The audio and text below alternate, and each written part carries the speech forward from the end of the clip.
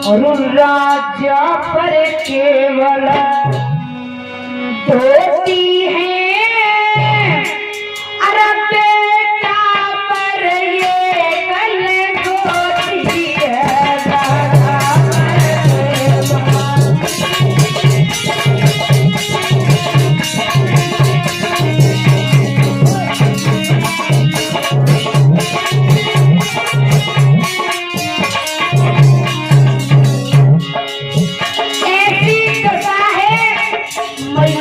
कभी धूली में पैर नहीं रखे थे, कभी धूप में नहीं चली थी, लेकिन महाराज आज ससुरों की जेल में जा रही है। पैरों में फफोले पड़ जाते हैं, घुटनों तक सूजन आ जाती है। बारे के दादा तेरी दुनिया कैसी है, कुछ भी समझ में नहीं आ रहा।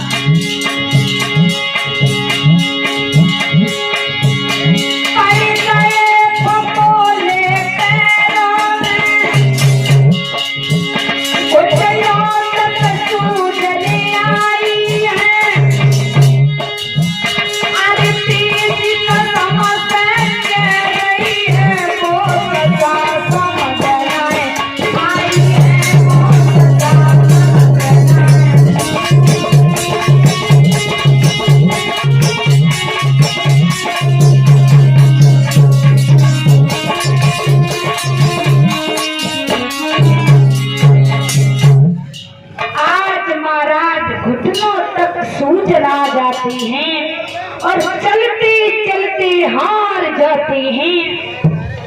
रास्ते में इधर रोहितास को प्यास लगी और अपनी मैया से कहा कि माँ अगर थोड़ा पानी हो तो पिला दो, नहीं तो मेरे प्राण जाने वाले हैं। महाराज इतनी बात कहने के बाद में रोहितास आज बेहोश होकर के जमीन पे गिर जाते हैं।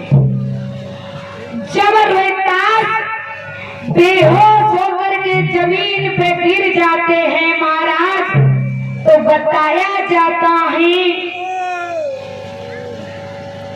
महात्मा जी ने, विश्वामित्र जी ने कहा है कि आप ऐसा करो, मेरे कमंडल में से आप अपनी बेटी को पानी पिला दीजिए, जिससे इसके प्राण बच जाएंगे। अगर ये मर गया तो मेरा कर्जा कौन देगा?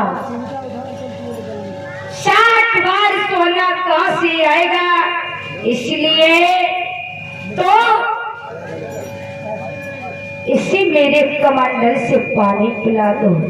महाराज याद रखना, इधर बताया जाता है रोहितास मर नहीं गए थे, मूर्छित हो गए थे, लेकिन उनकी कानों में सब आवाज जा रही थी।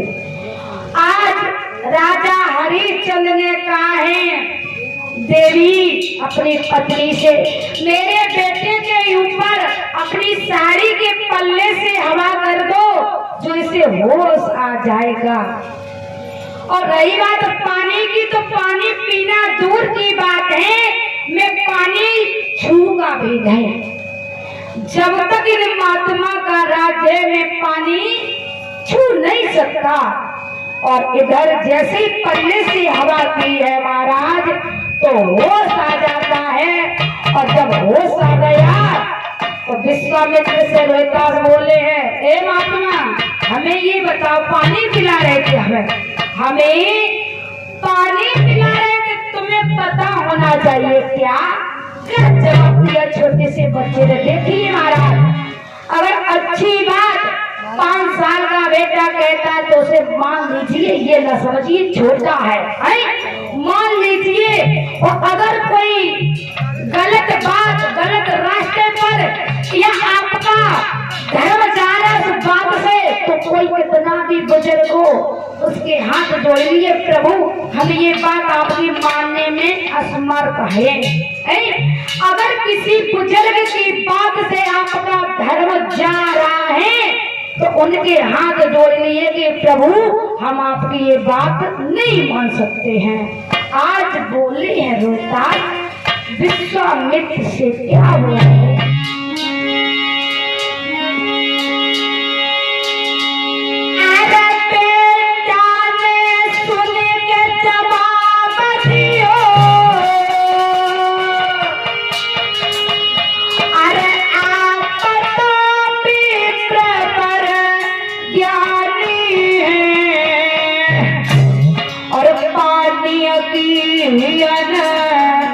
जरूरत ना है और हम खुदाई पानी पानी है पानी।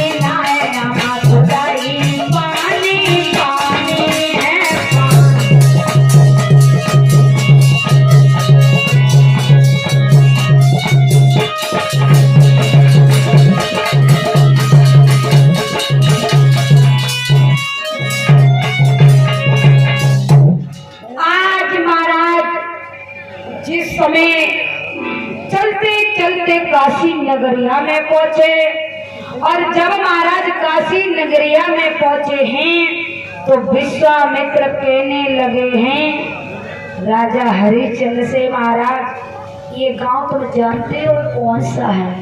ये वही काशी है जिसमें हम तुम्हें बेचने आए हैं। और बोले हैं क्या? और उज्जा है काशी और उज्जा है काशी नगरिया तू देख बबुआ।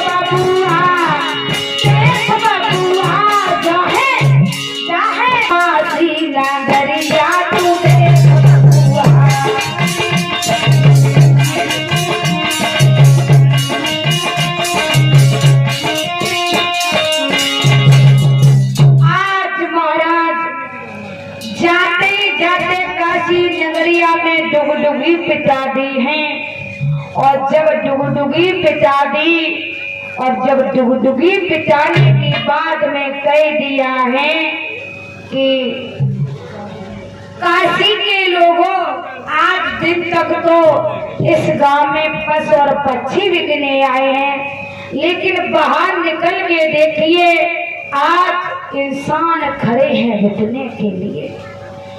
आप चाहे किसी को भी लीजिए, मूल्य सबका सिर्फ 20 बार सोना है और जल्दी से आइए और ले जाइए।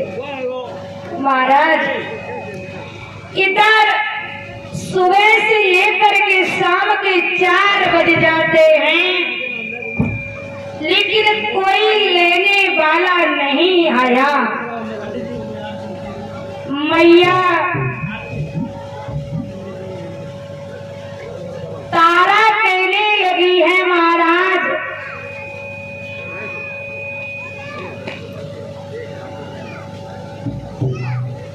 वैसे तो कोई नारी बिकने को तैयार नहीं होती है, अब प्रभु जब हम बिकने को यहाँ खड़े हैं फिर हमें कोई लेने वाला नहीं है।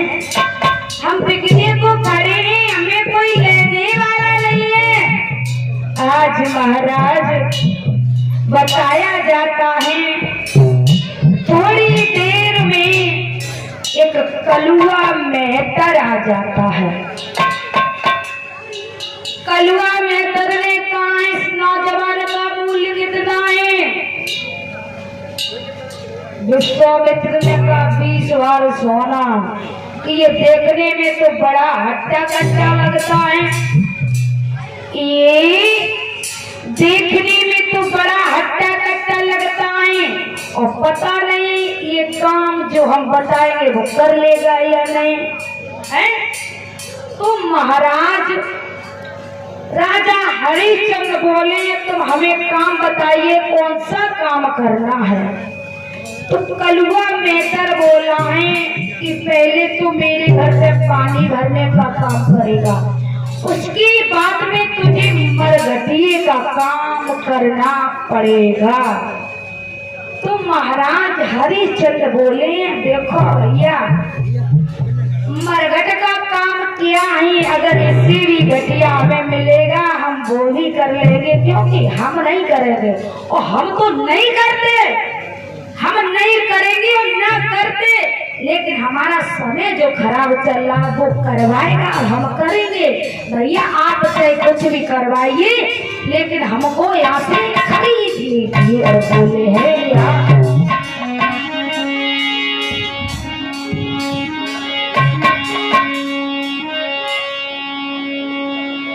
और राजा बोले मरघटिए से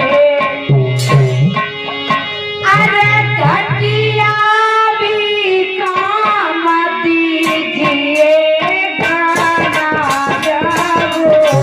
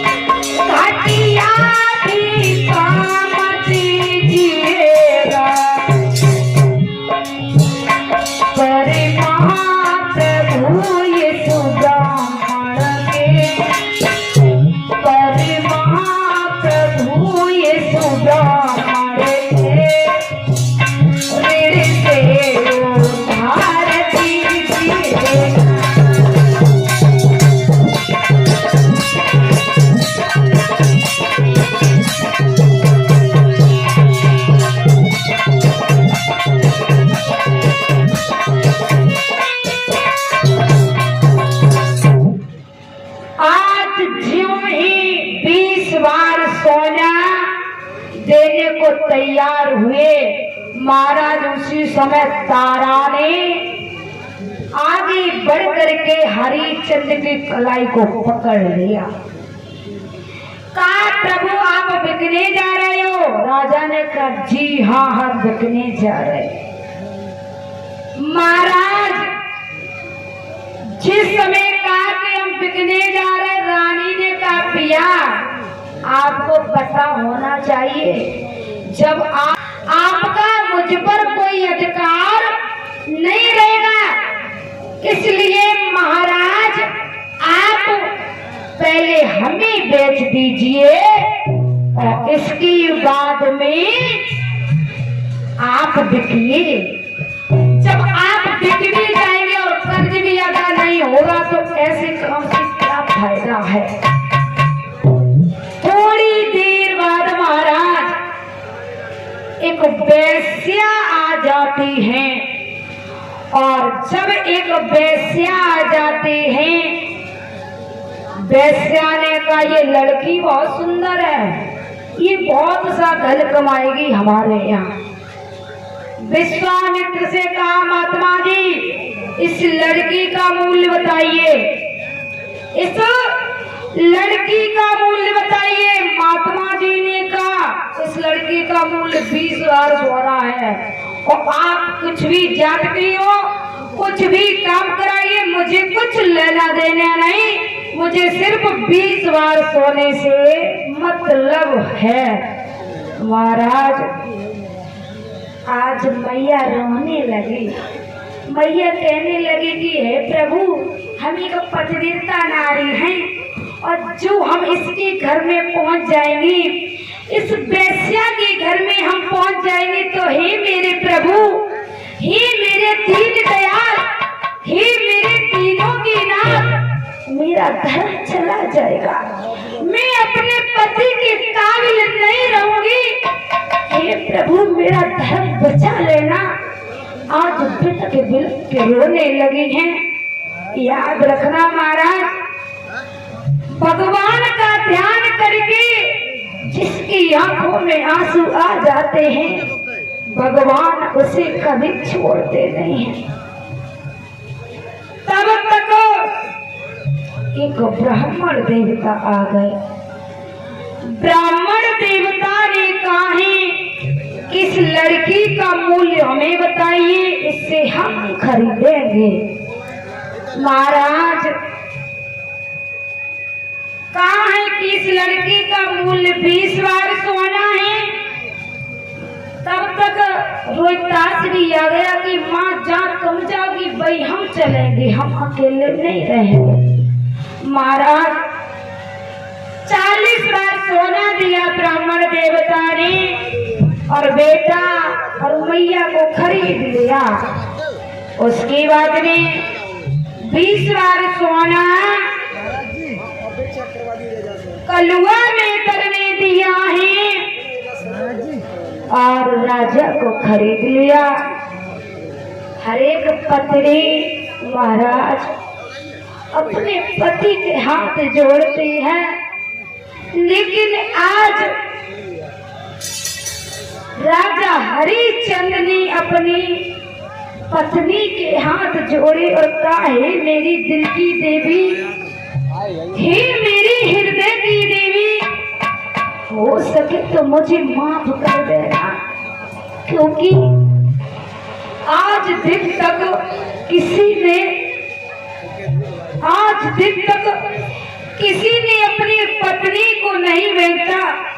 मैं इतने बड़े पहले ही पापी हैं पृथ्वी पर, जो मैंने अपनी अर्धांगिनी को बीच बाजार में खड़ा करके बेच दिया। हे मेरी देवी जाओ, मेरा आशीर्वाद है तुम्हारे साथ और आप खुशी से रहना और मेरी बच्ची की देखभाल करती रहना और मुझे माफ कर देना। और बोले हैं राजा हरिश्चंद्र क्या,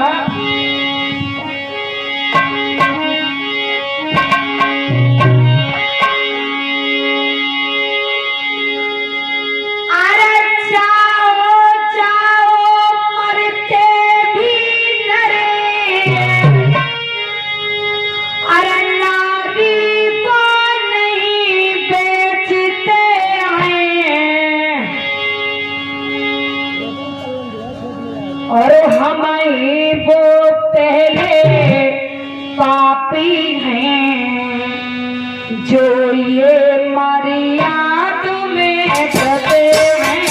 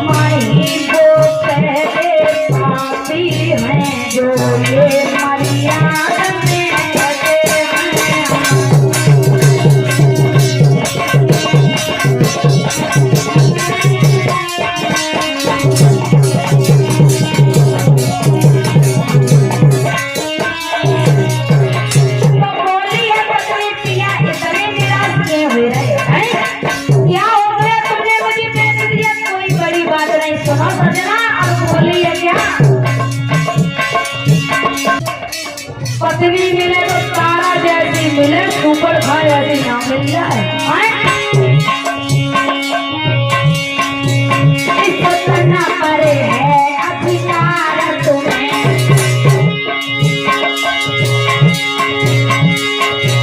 तो करे भी तो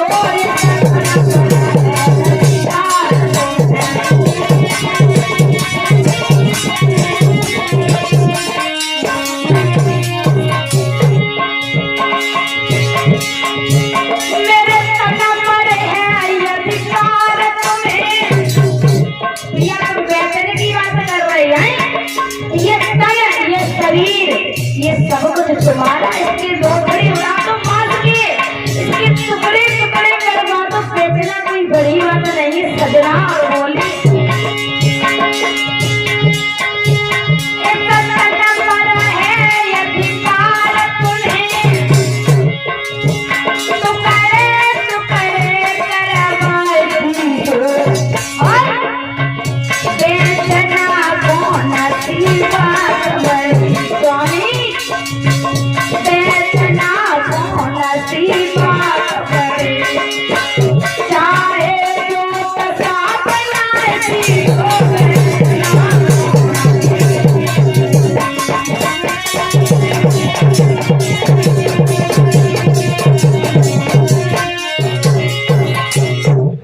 आज महाराज तीनों प्राणी अपनी अपनी जगह पे पहुंचे हैं, अपनी अपनी मालिक के पास में।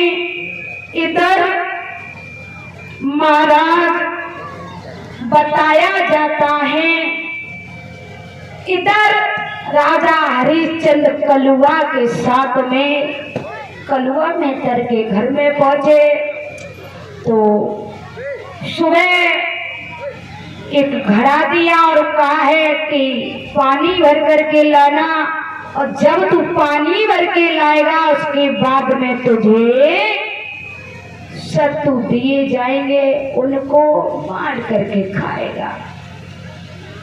महाराज ऐसा ही किया, पानी भर के लाए, कलुआ मेहतर ने सत्तू दिए हैं, लेकिन महाराज भाई विश्वामित्र चैन नहीं पड़ो।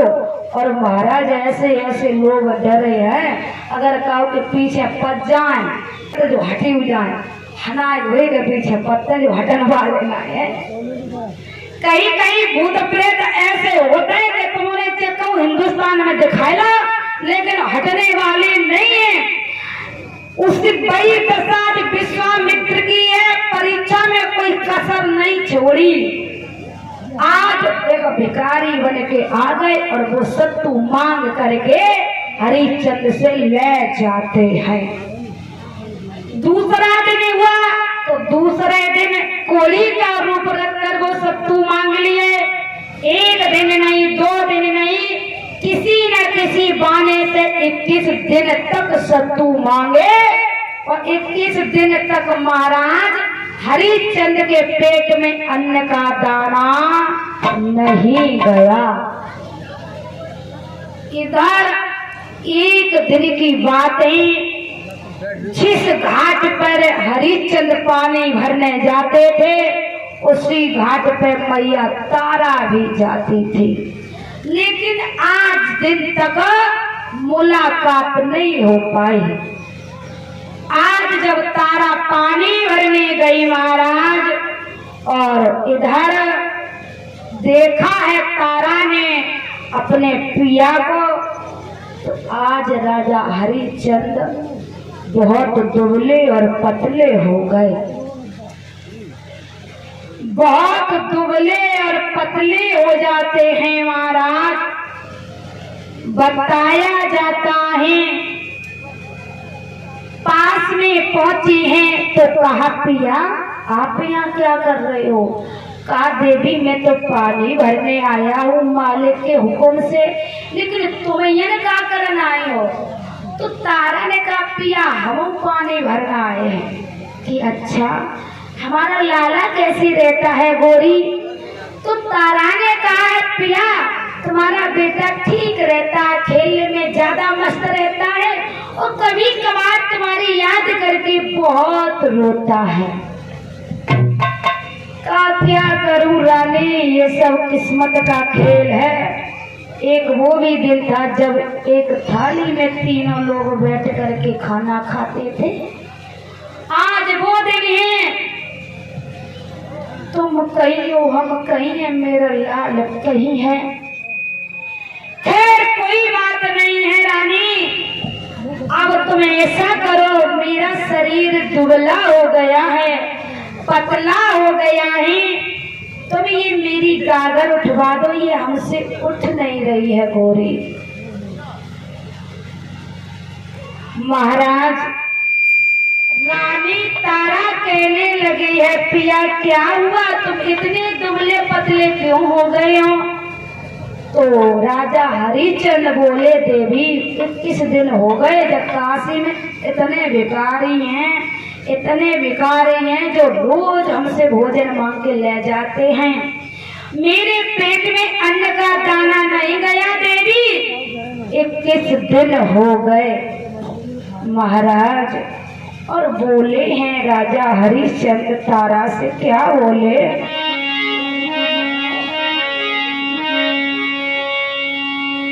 अरे तने का सहारा दे दे, अरे नारे हमारी और तुरवल है सारी रयो तना गगरी।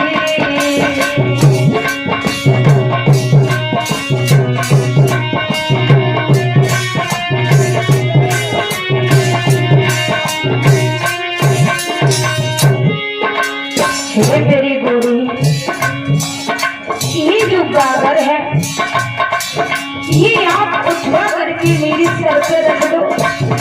हमसे एक गागर नहीं उठ रही है क्योंकि मेरे शरीर में वो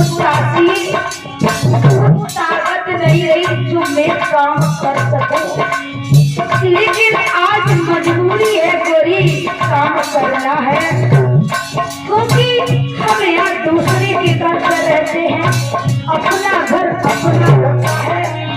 महाराज किसी ने सच गाना बनाया है कि बाकी सब सपने होते हैं, अपने तो अपने होते हैं।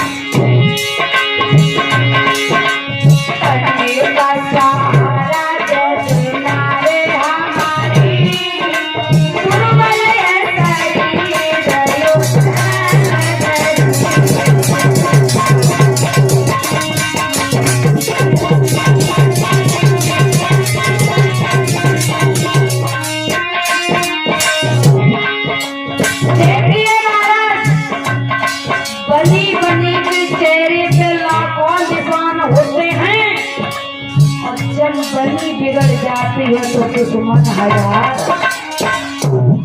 आज तारा ने जवाब दिया, महाराज मैं एक ब्राह्मण के घर में रहती हूँ, तुम एक मेहतर के घर में रहते हो, तो अगर अब तुम्हारी गागर छुएंगे ना तुम्हारा धर्म चला जाएगा।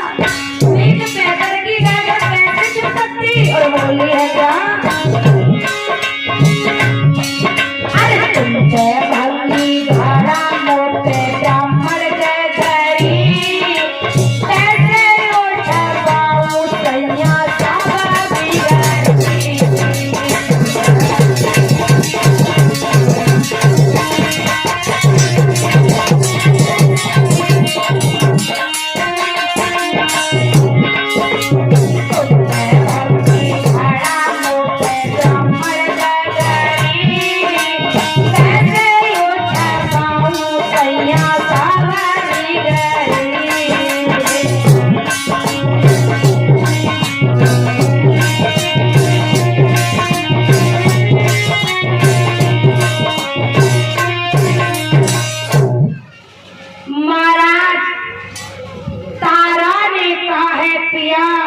माफ करना, मैं तुम्हारी गागर को नहीं उठवा सकती क्योंकि तुम एक मेहतर के घर में रहते हो, मैं एक ब्राह्मण के घर में रहती हूँ। अगर हम तुम्हारी गागर उठवाएंगे तो मेरा धर्म चला जाएगा। देखिए महाराज, दुनिया में कोई काऊ गुनाह है? दुनिया में कोई किसी का नहीं है। वही रानी है जो एक पिया के कहने पर धर्म के पीछे खड़े होकर बाजार में बिक गई, आज गागर नहीं उठवा रही है। ये भी समय समय की बात है, बताया है क्या?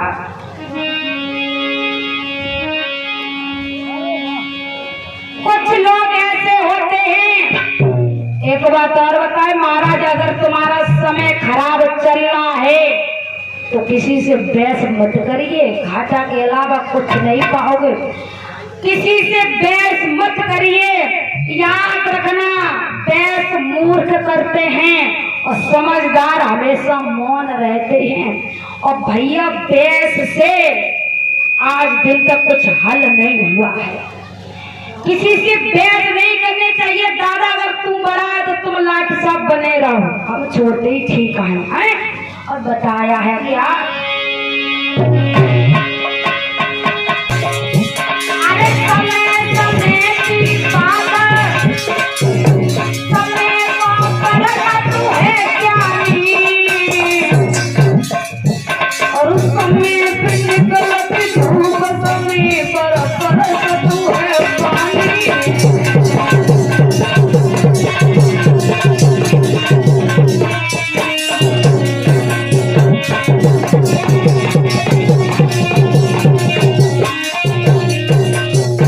महाराज, समय समय की बात, समय को परख तू है ज्ञानी, और समय पे निकलत धूप, समय पे बरस तो है पानी। याद रखना, समय जब खराब होता है महाराज, तो वो लोग भी काल पे तमाचा मार के चले जाते हैं जिनकी औकात खड़े होकर बात करने की ना है। तुम्हारे सामने खड़े होकर बात करने लायक नहीं है जिन लोग, वो भी समय खराब आता तो उस गाल पे तमाचा मार के चले जाते। और हम लोग समय खराब की वजह से कुछ कह नहीं पाते। इसलिए समय का हमेशा ध्यान रखना चाहिए। कैसा समय है तो कैसे उसी तरह से चलना चाहिए।